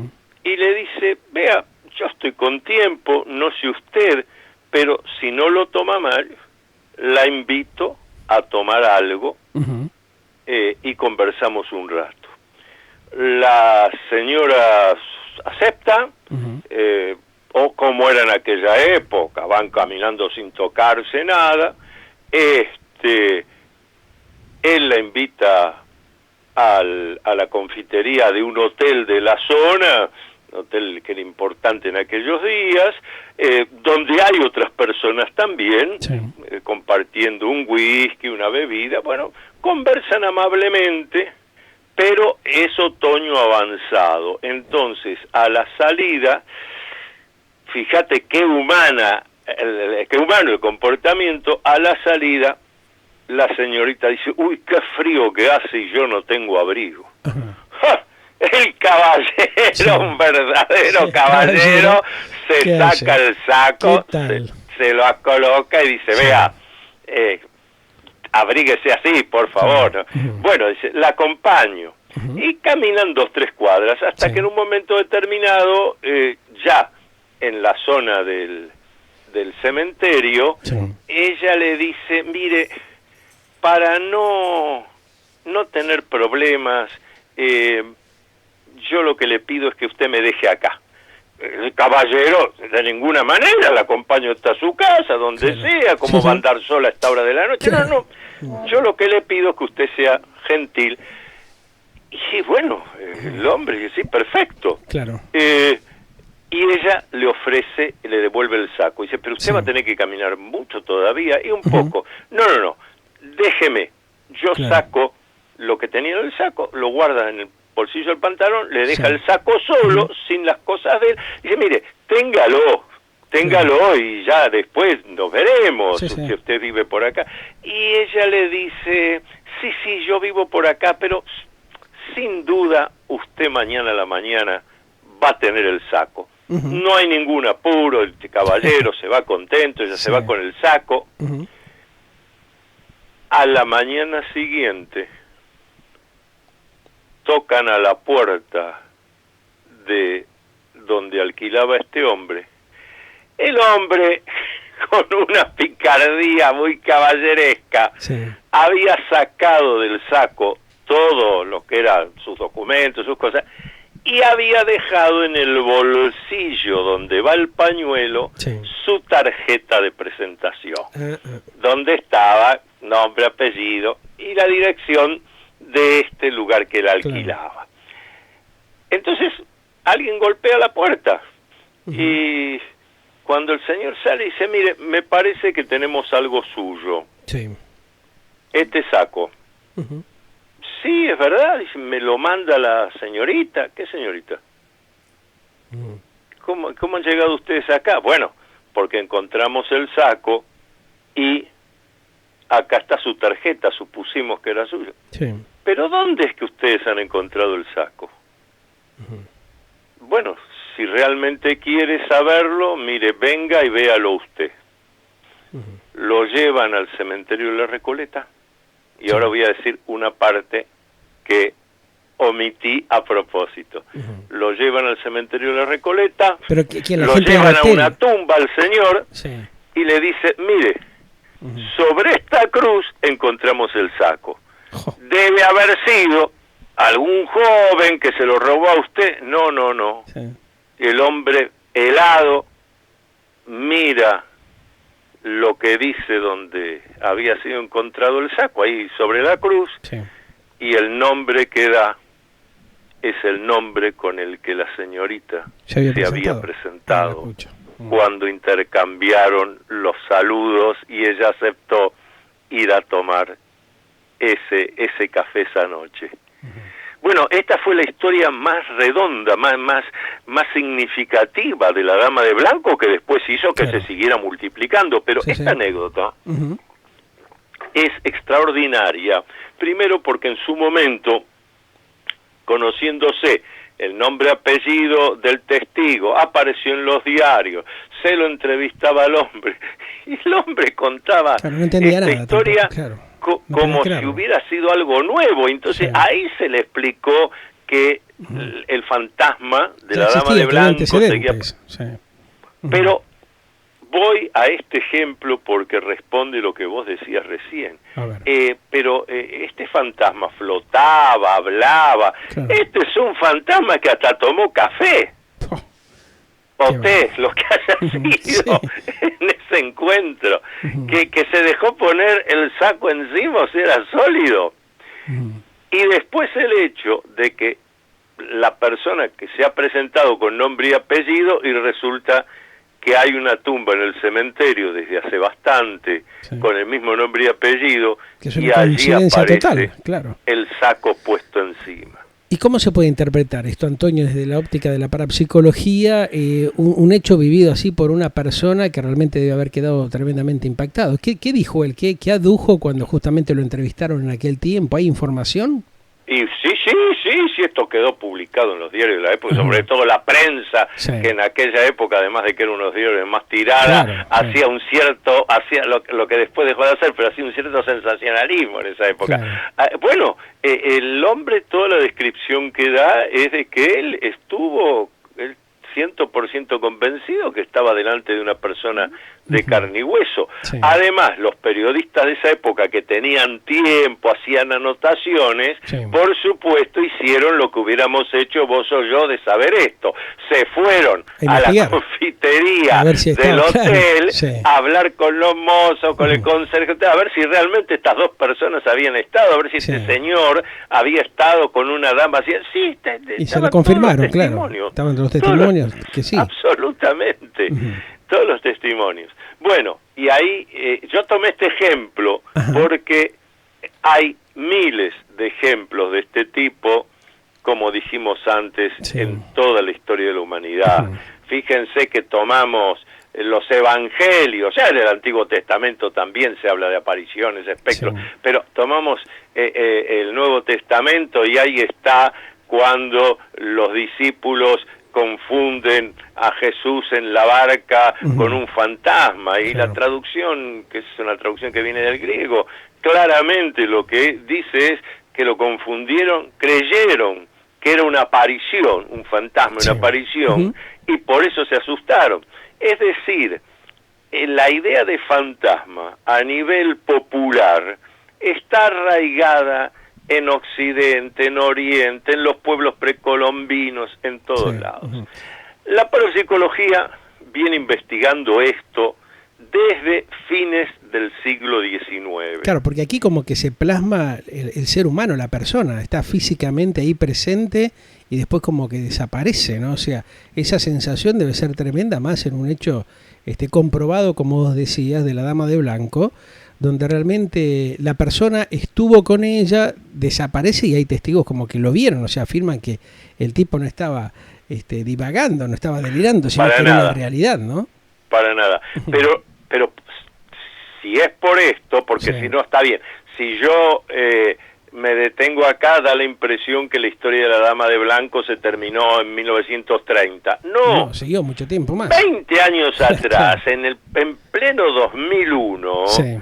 hubo historias de apariciones de la Dama de Blanco en torno al cementerio de Recoleta. También. Y en este caso los testigos fueron taxistas, donde peor, porque uno de los taxistas dice, la vi salir atravesando el muro, o sea, la figura fantasmagórica de la Dama de Blanco atravesando el muro, siguió avanzando y yo me detuve y resulta que, dice el taxista, siguió avanzando y dije, la pucha, se va a estrellar contra mi auto, porque seguía avanzando. Sí. Y no es que se estrelló contra mi auto, siguió avanzando, atravesó el auto sin entrar y siguió caminando. Para que tengan una idea de la realidad de esto, sí. ¿Dónde estaba el taxista media hora después de estos hechos? A ver. En el hospital de Clínica, siendo atendido por un estado de nervios terrible. Sí. Compañeros, otros taxistas que pasaron y que lo vieron ahí temblando y demás, bueno, llamaron a emergencia, se lo llevaron al hombre, sí. Estaba en un estado de shock. De shock total, claro. Porque dos cosas. Vio salir a través del claro. muro claro. al fantasma y después el fantasma le atravesó el auto. Qué bárbaro. Con él adentro, pero no es que abrió la puerta, no, directamente, claro, pasó como si el auto no existiera. ¿No hubo otra gente que pudo ver justamente esta situación o fue él solo? En esa ocasión no. Pero después aparecieron testigos, después apareció gente que lo explicaba de una manera muy sensata, que decían, mire, esto la verdad que nosotros, vecinos del lugar, nosotros esto lo conocemos, encargados de edificios que empiezan a limpiar el edificio, las veredas y demás, cuando apenas está por amanecer, más de uno dijo, sí, estas cosas sí, pero hemos preferido quedarnos callados porque no queremos que nos tomen por locos. Este es el otro tema por el cual muchas veces no se difunde. Claro. Porque la persona, pero van a pensar que estoy loco, que estoy delirado, que me tomé un whisky de más. Bueno. Sí, seguro, sí, es lo primero, que se atina a pensar o a decir, ¿no? Esta persona está diciendo cualquier cosa. Es muy humano, es muy humano. Ahora, ¿cómo se interpreta eso justamente, no? Desde la óptica de lo profesional, de la parapsicología, de la psicología, de lo que es el tema paranormal, ¿cómo se puede plasmar una situación de estas características, Antonio? Sí, por eso te decía, a fines del siglo XIX, 1890 y tantos, en Europa, gran auge del espiritismo. Y dentro de las sesiones mediúmnicas, las sesiones espíritas, aparecían fantasmas. Entonces, los llamados en aquella época metapsiquistas, los pioneros de la parapsicología, comenzaron a indagar esto, pero comenzaron a indagarlo ya no desde una perspectiva creencial o esotérica, no, sino vamos a hacer experimentos científicos para poder demostrar qué es esto. Y ahí, por eso vos dijiste muy bien qué dice la psicología, qué dice la psiquiatría. Bueno, lo primero que se encontró es que algunos de los testimonios eran testimonios de cosas que realmente no habían ocurrido nunca, pero que la persona lo imaginó, la persona lo fantaseó. Claro, ahí es distinto a la posición, ¿no? Ahí es totalmente distinta a la visión, por ejemplo, que se dio en los otros casos. Claro, sobre todo porque a fines del siglo XIX ya empezaba a desarrollarse una técnica interesante llamada fotografía. Claro. Y empezaron a sacarse algunas fotos con las dificultades de aquella época, pero algunas fotos en medio de las sesiones mediúmnicas, las sesiones espiritistas, y resulta que las fotos empezaron a revelar cosas que habían. Claro, se veían las imágenes, entonces era muy distinto, ¿no? Había comprobante, elementos para decir, bueno, mira, acá está, esto es lo que vi. ¿Cómo decís que la foto plasmó una imaginación tuya, una sugestión tuya? Bueno, hubiera sido más notable todavía. Después, y después les digo, a lo largo del siglo XX ha habido paragnostas, llamamos paragnosta en parapsicología a la persona que tiene desarrolladas sus capacidades de producción de fenómenos extrasensoriales y cinéticos. Allá por los años 70 hubo un señor de nombre Ted Sirius, Ted Sirius. ¿En qué lugar? ¿En dónde era esto? En Estados Unidos. Estados Unidos. Si lo buscan en Google va a aparecer porque fue una persona muy investigada, porque ¿qué capacidad tenía? Bueno, estoy hablando ya de 1970, la fotografía estaba muy evolucionada. Ted Sirius se concentraba en una imagen, le daban a él tenía que tenerlo, le daban a él una cámara fotográfica, una Polaroid de aquella época, que la Polaroid tenía la ventaja de que en el acto te entregaba la copia. Bueno, él se concentraba en una imagen que vos le dijeras, por ejemplo, Pedro Guberman le dice el obelisco de la Plaza de la República en la Ciudad de Buenos Aires. Sí. El hombre, aunque no lo hubiera visto nunca, se imaginaba él, se concentraba él en ese obelisco, tomaba la cámara fotográfica, la tenía unos instantes frente a sus ojos, salía la foto, el obelisco. Estaba ahí. Estaba ahí. O sea que se plasmaba lo que él había planteado en la imagen directamente. Materializaba en la foto lo que él imaginaba.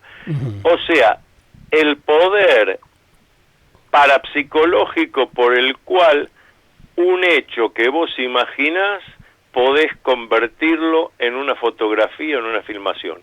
Bueno, Ted Sirius fue investigado en laboratorios donde inclusive, bueno, con la autorización de él desde ya, lo sentaban en una silla donde le ataban los brazos a los costados de la silla, los pies, le ponían anteojos negros o le tapaban los ojos, se lo vendaban, toda una cantidad de controles para asegurar que no podía estar haciendo un truco. Claro. Bueno, los éxitos que tuvo ese hombre, no solo con Polaroid, con otras cámaras desde ya, yo di esa como un ejemplo habitual, pero y ha quedado todo ese material. No ha sido el único. En aquellos años, la Unión Soviética estaba muy interesada en lo que ellos llamaron, lo que en Occidente, investigación parapsicológica, allá se llamó psicotrónica. Para el caso es lo mismo con distintos nombres. Y allí había una señora, que también si la buscan en Google van a encontrar su información, Nina Kuleshova.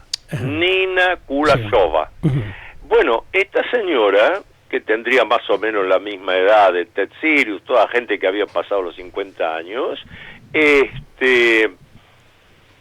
se concentraba también sobre una imagen mental y la hacía aparecer en el negativo de la cámara fotográfica. Pero iba más lejos, se concentraba y podía hacer mover la aguja de una brújula. Ahora, pucha, eso no es lo habitualmente conocido como telepatía o... No, esto es psiquinesis. Psiquinesis. Es todo esto que estamos hablando de psiquinesis. O sea, la acción del factor parapsicológico sobre objetivos concretos.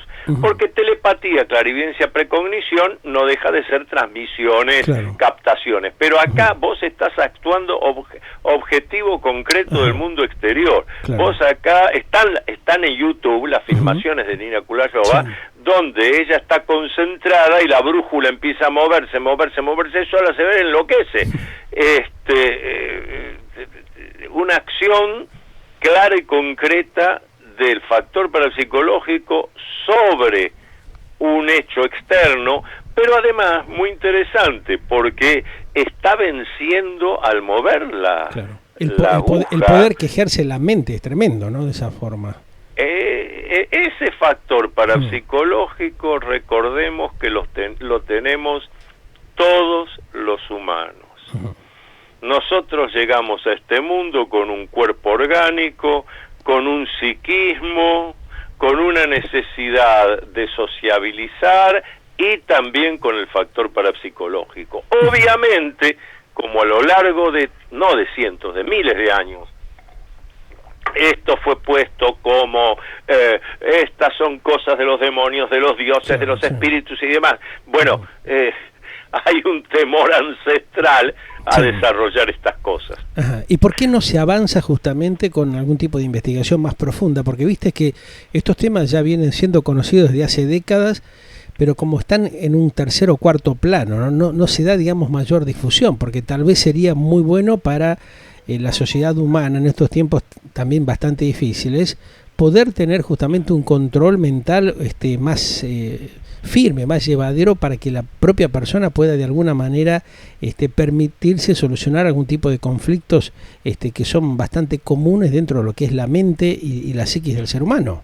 Bueno, son dos cosas distintas. Claro. Lo que vos estás señalando ya está absolutamente en el campo de la psicología. Claro. Cuando hablamos de control mental, hablamos de pensamiento positivo, que dicho sea de paso, hay que reconocer, en los últimos tiempos, quizás precisamente por lo que vos decís, por la pandemia, por todo lo que estamos viviendo, todavía, claro. Ya el año pasado, diarios, revistas, programas de radio y televisión empezaron a desarrollar más este tema, empezaron a hacer entrevistas a científicos de renombre que precisamente explican algo que ya todos conocíamos hace mucho. Sí, hemos hablado nosotros también, viste, con varios especialistas y nos plantean las diversas opciones y alternativas que se da al llevar a la práctica este tipo de alternativas de la ciencia, ¿no? Claro, pero hay un hecho concreto que lo conocemos desde hace décadas, que es, no hay ninguna duda que el estado mental afecta al estado físico. Claro. El cuerpo es el campo de batalla de la mente. La mente da la batalla en el cuerpo, por eso llamamos a las enfermedades psicosomáticas. O sea, primero se inician en lo psíquico y eso afecta al cuerpo. Por lo tanto, un verdadero control mental, pero ojo, porque la expresión control mental en castellano es un poco peligrosa, porque la idea de control mental pareciera que uno tiene que tener algún tipo de represión, de control, de limitación. No. Por eso, la expresión control mental es una, vuelvo a insistir, a mi juicio, mala traducción del inglés mind control. Entonces, pareciera que controlar la mente implica que yo tengo que poner cierta limitación, tengo que abstenerme de alguna cosa, tengo que ser rígido. No, todo lo opuesto. Lo que estamos hablando es que a cada problema, cada imprevisto, cada dificultad, le busquemos cómo resolverlo. La diferencia estriba en, todos tenemos dificultades en la vida cotidiana. Mientras uno está con dificultades, significa que está vivo. Yo recuerdo siempre una conferencia presentando un libro mío, justamente ya recontra agotado, muchas ediciones, que se llamó Permiso para una vida mejor, y estoy, si no me equivoco, en la Feria del Libro de Tandil ocurrió esto hace 5 años, y cuando termino de exponer, se acerca un señor mayor, un señor que tendría 70, 75 años, me dice: doctor, yo no quise interrumpir antes cuando usted dio lugar a las preguntas, pero porque esto es algo muy personal. ¿Cuándo podrá ser el día, me dice, que yo me pueda levantar y diga no tengo problema, está todo resuelto? Mira, yo lo escuché y me dio una gran pena. ¿Por qué? Porque dije, este es un hombre que ya ha vivido unas cuantas décadas. ¿Cómo no se da cuenta que el día que esté diciendo qué bueno, no hay más problema, está todo resuelto, va a ser el día que alrededor de él todos estén diciendo que era una buena persona, una gran persona, y él esté ubicado en un objeto que se llama ataúd? Porque mientras yo esté resolviendo problemas, estoy vivo. No existe, y esto es parte del control mental, del pensamiento positivo, no existe la posibilidad de que uno pueda vivir en el mundo humano y en el planeta Tierra, ahora, hace 500 años, hace 10.000 años, o en la caverna, siempre fue lo mismo, claro. o en el espacio exterior haciendo de astronauta, que no haya problemas que resolver, que no haya imprevistos. Claro. Ahora, la cuestión está en cómo actúo yo frente a eso. Ajá. Si frente al problema, frente a la dificultad, yo empiezo a decirte, Pedro, no sabes lo que me pasa, yo no vamos a salir de aquí, la solución, claro. Esto es terrible, cada día peor. Bueno, ¿qué es lo que estoy haciendo yo? Control mental negativo, programación psíquica negativa, claro. Me estoy estresando, me estoy poniendo nervioso, estoy afectando mi sistema cardiovascular, gastrointestinal, me estoy enfermando. Ahora, frente al mismo problema, digo, Pedro, ¿sabes que tenemos esta cuestión? Vos sabrás de alguien que ya lo resolvió, voy a pensar cómo. Eso es todo lo que hay que hacer. Pensamiento positivo es ¿cómo hago yo para resolver esto? Y una vez que lo resuelvo, entonces tomo conciencia de que va a aparecer algún otro problema, alguna dificultad, algún imprevisto. Como que es la ley de la vida, de alguna manera, ¿no? Es una continuidad de cosas, bueno, un poco más, un poco menos, pero siempre algo hay ahí en el medio como para que uno tenga que tener la mente ocupada e ir pensando cómo resolver esa cantidad de problemas que surgen a lo largo de la vida. Claro, y mientras haya problemas para resolver, significa que estoy vivo, claro, que todavía continúo en este plano. Y la otra cuestión del control mental, del pensamiento positivo, es la interrelación con los demás. Vos fíjate que en la vida cotidiana, todos los que nos están siguiendo ahora desde todas partes del mundo, porque esto es humano, pasa en todos lados, nosotros, todos, ¿cuántas veces nos encontramos con alguien que nos explica sus problemas como si, pero peor que la Segunda Guerra Mundial son los problemas que tiene? Sí, que es más la alarma que genera que otra cosa, que no es tan real como parecería ser, ¿no? Sí, pero tu psiquismo, si vos estás creyendo que tus problemas son peores que los que tuvo el mundo durante la Segunda Guerra Mundial, si tu psiquismo cree eso, tu psiquismo actúa en relación a eso y se enferma. Entonces es muy importante darse cuenta que en general los problemas que todos tenemos son, salvo alguna excepción muy especial, son problemas que todos los humanos tenemos y tenemos que ir resolviendo. Que se pueden subsanar de alguna manera o de otra, uno lo puede llegar a prolijar, a mejorar, ¿no? Problemas familiares, problemas laborales, problemas intelectuales, problemas deportivos. Todos los días es así. Claro, es así. Bueno, eso es muy importante. A veces, viste, la gente te ve y te dice, no, pero vos qué problemas tenés. Y uno dice, bueno, si supieras, porque es un poco así la historia. Tenés un ratito, sentate que te cuento. Exacto, porque la gente, viste, de afuera a veces como uno, como decís vos, te trata generalmente de estar con la mejor onda, viste, dejar de lado todas las cuestiones que nos van pasando, porque también desgastarse o autogenerarse un deterioro interno, ¿no? Uno le mete para adelante, pero muchas veces la gente no percibe, no se da cuenta porque, claro, uno no lo demuestra porque tiene otra actitud de vida, ¿no? Muy diferente a la que tienen la gran mayoría, ¿viste? De estar siempre quejosos y demás. A mí a veces me dicen, ¿viste? Cuando yo hablo o hago algún comentario que es de tipo periodístico, que es parte de la realidad, muchas veces te dicen, bueno, pero estás hoy muy quejoso o estás muy contestatario. No, yo lo que estoy haciendo es informar. Una cosa es lo que yo transmito, que es lo que veo, y otra cosa es cómo me posiciono yo cuando establezco un diálogo, una conversación con la gente en el campo, digamos, laboral o familiar o de las amistades. Pero eso es muy distinto, ¿no es cierto? O sea, está bien, pero la gente lo confunde. Ahí está, pero vos estás trayendo otra cosa importante. Claro. Los niveles de actuación. Claro. No es lo mismo si vos como periodista estás dando una información que si vos estás cenando en tu casa con tu familia y que vas a estar transmitiendo el informativo de tu familia, vas a hablar de otras cosas. Entonces, es eso que vos señalaste, es muy importante porque tal como lo dijiste, hay una gran confusión. Claro. Donde entonces mezclo los niveles, confundo las relaciones con los demás, la vieja cuestión que decían, tantas personas, dice, al final estoy llevando el enojo de las cosas a casa. Bueno, claro.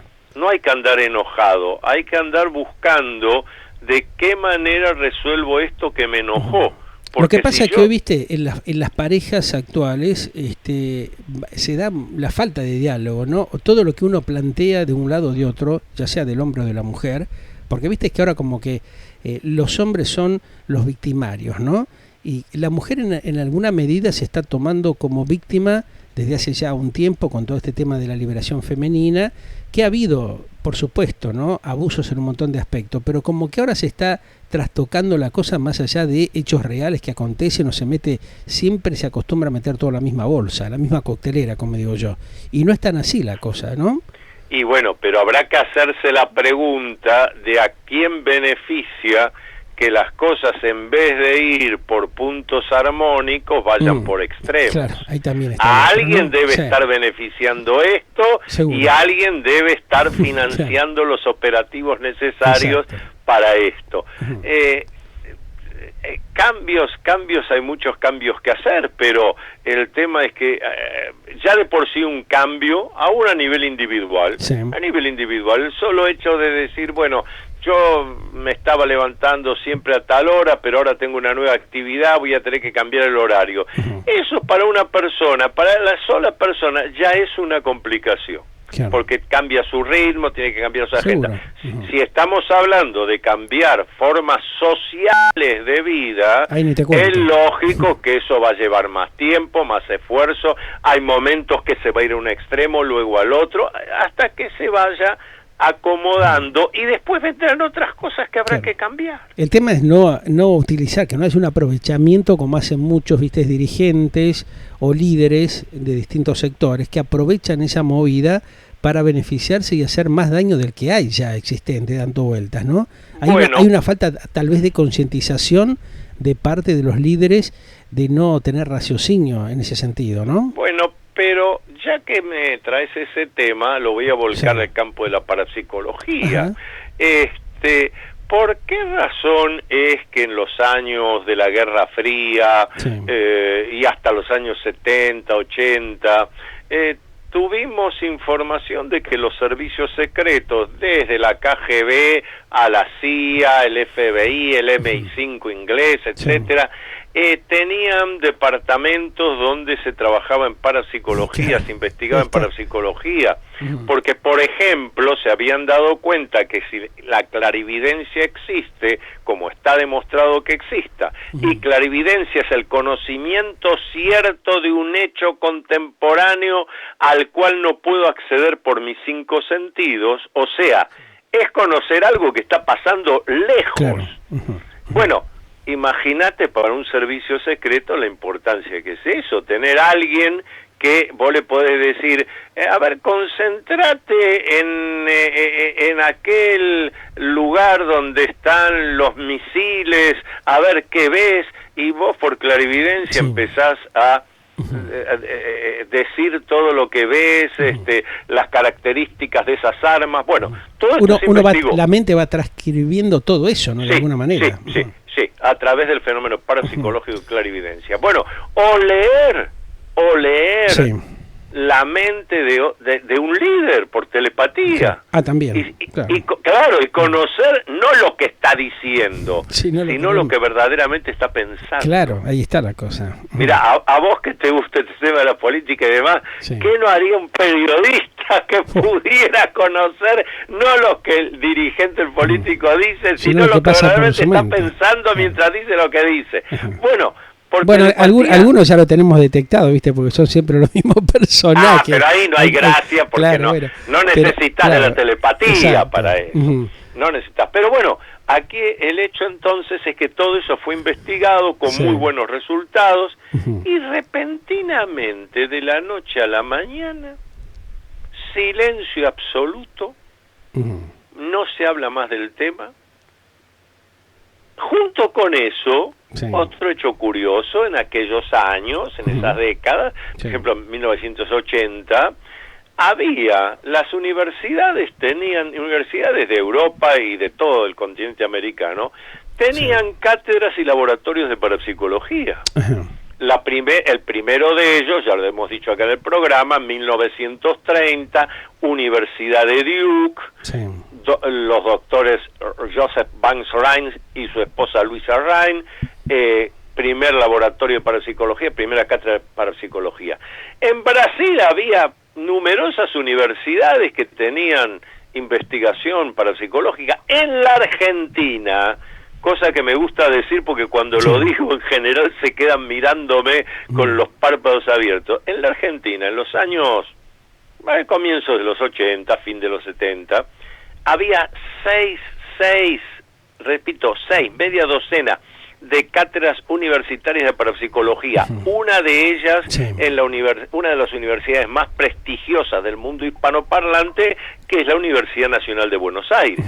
¿Y qué pasó con eso? Teníamos cátedras de parapsicología en la Universidad del Litoral, en la Universidad de Bahía Blanca, en la universidad privada del Museo Social Argentino, en la Universidad del Salvador y en la Universidad Argentina John Fitzgerald Kennedy.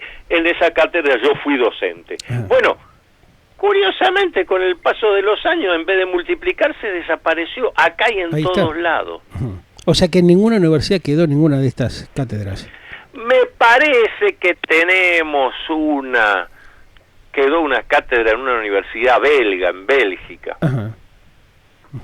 Pero tampoco estoy seguro de si sigue activa. Esto que fue superado, digamos, por las nuevas tecnologías, como que se dejó de lado tal vez este tema que partía, digamos, de una base del conocimiento y de ver cómo se puede estudiar la mente del ser humano, transformándolo a través de las nuevas herramientas tecnológicas. Yo, permítanme sostener la hipótesis conspirativa. Yo tengo el siguiente punto de vista. A mí me parece que el problema fue que se pudo constatar que los fenómenos parapsicológicos existen, que la parapsicología es un hecho real, que la clarividencia, la telepatía, la precognición son hechos reales, la psiquinesis también, es decir, la acción del factor parapsicológico sobre el mundo exterior, las investigaciones que permitieron advertir las capacidades curativas y autocurativas que los humanos tenemos. A tal punto, voy a agregar otro detallecito, siempre se habla del astrónomo Carl Sagan, el de la serie Cosmos. Bueno, yo tengo unas declaraciones de Carl Sagan allá por los años 70, donde en una entrevista periodística él dice: cuando empiecen los vuelos espaciales a otros planetas, a Marte, por ejemplo, vuelos tripulados, lo que se va a tener que tener muy en cuenta es que esas naves espaciales van a tener que tener el menor peso posible. Va a haber que usar materiales livianos, etcétera, etcétera. Y él agrega: y algo que no se va a necesitar, Carl Sagan, y algo que no se va a necesitar es equipos de transmisión, equipos de radio, todo eso. Las cápsulas espaciales tripuladas de aquel futuro no lo van a usar por la sencilla razón de que los humanos para esa época nos vamos a comunicar telepáticamente. Un momentito. Ese es el Carl Sagan de fines de los años 70. 10 años después, Carl Sagan se transformó en uno de los mayores difusores de que lo parapsicológico no estaba confirmado, que no se sabía nada, que era improbable, que la importancia de las comunicaciones inalámbricas, etcétera. ¿Y por qué este cambio tan rotundo, no? Aquí aducido. Ahí está. Y bueno, yo que tengo la hipótesis conspirativa, me acordé de aquel profesor que nos decía siempre: ustedes vean quién financia el proyecto para saber cuál es el interés. Algo parecido comparándolo a lo que está pasando con esta pandemia del COVID a nivel mundial. Si te pones a analizar un poco la cosa, siempre terminamos con el mismo tema. Pero fíjate lo de Carl Sagan, lo que pasó. En esa época Carl Sagan había se había convertido en el feliz presidente de una fundación de investigación interplanetaria. Ah, bueno. Claro, entonces me fue bastante simple. Sí. Dije, ¿quién es el mayor o el único financista que está sosteniendo esta fundación de Carl Sagan para sus estudios? ¿Quién era? Pero vos podés creer que casualmente, mirá vos la casualidad, a ver. La fundación estaba recibiendo algunos millones de dólares, tampoco era tanto, pero en algunos millones de dólares, de una empresa de telecomunicaciones espaciales. Listo, claro, ya está todo dicho. Se acabó la telepatía. Claro. Basta con la telepatía. Esto, claro, imagínate, este hombre está recibiendo el financiamiento de una empresa que en esa época lo que le vendía a la NASA era equipos de transmisión para los satélites, para las espacionaves y demás. Lo habrán llamado y le dijeron, che, fulanito, mira, dejate de jorobar, acá tenés esto, dejanos vivir en paz, ¿no? Yo conozco que a más de uno lo enoja cuando digo esto, pero digo, estoy hablando de cosas concretas. La misma persona que estaba convencida de los beneficios que nos iba a traer el uso de la telepatía, un cambio vertiginoso, casualmente una década después, cuando lo financia una empresa de telecomunicaciones de este tipo, dice, no es así. Y me parece que eso mismo ha ocurrido, por eso todo este interés de hacer gran secretismo con lo parapsicológico, sobre todo cuando se empezó a investigar lo que dije recién al pasar, que es que los humanos, este factor parapsicológico, también lo podemos utilizar no solo para curarnos, sino para curación a distancia. Claro. Se puede ayudar a curar a alguien a distancia utilizando la telepatía y este factor parapsicológico, que a fin de cuentas es lo que está presente en todas las creencias cuando se habla del poder curativo, el poder armonizador de la oración. ¿Qué son 1.000, 10.000 personas orando desde distintos lugares pidiendo por el bien de alguien? Bueno, esa gente lo que va a decir es, no, pero yo lo que estoy haciendo es pidiéndole en nombre de Jesús, de la Virgen María, pidiéndole a Jehová. Sí, está bien, esta es su creencia. Pero, ¿qué es lo que está movilizando y hace que la persona por la que están pidiendo mejore? Bueno, para el creyente es Dios que actúa, bueno, sería el milagro. Pero es probable que el milagro sea que estamos aplicando sin darnos cuenta nuestras propias capacidades de curación a distancia. Exacto. Yo estoy convencido que grandes empresas se dieron cuenta de la verdad que hay atrás de esto y dijeron, si esto prospera, se nos derrumba el negocio. Claro, ahí está. Bueno, nos fuimos, viste, del tema de apariciones fantasmales a lo que es la tecnología de vanguardia de estos últimos tiempos, ¿no? Que está de alguna manera relacionada. Ciertas desapariciones fantasmales también, en este caso, ciertas desapariciones. Bueno, Antonio, genial, no sé si querés redondear un poquito el tema. Vamos a seguir hablando de fantasmas y esto en próximos programas de Mundo Paranormal. El próximo jueves seguramente vamos a ampliar un poquito y otros de los tantos temas que nos consultan los oyentes y televidentes de Galáctica Internacional. ¿Te parece?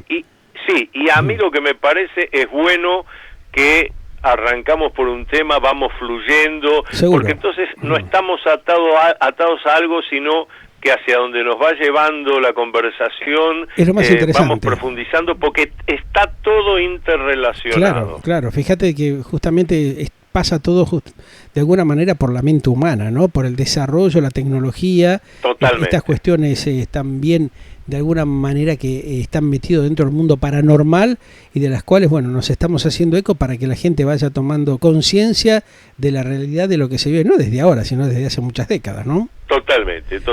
Un gran abrazo, Antonio. Antes de despedirme, les recuerdo a todos que si les interesan estos temas, hay unos cuantos trabajos míos publicados en mi web, que es www.antoniolaceras.com. Perfecto. Ahí en antoniolaceras.com van a encontrar materiales sobre esto que estuvimos hablando. Sí, señor. Y el próximo jueves, pasadas las 19 horas, como todos los martes y jueves, nos volvemos a encontrar en esto que es Mundo Paranormal con el doctor Antonio Las Heras. Luminoso abrazo para todos. Gracias, querido. Un abrazo, Antonio, y seguimos en la programación, en la continuidad justamente de la tarde de Galáctica Internacional, como siempre, con la mejor música del planeta Tierra y toda la información, la data 100% confiable y precisa para todos ustedes. Somos Galáctica, radio y TV digital. Galáctica, lo que vos esperabas para acompañar tu vida. Galáctica, otro concepto en comunicación.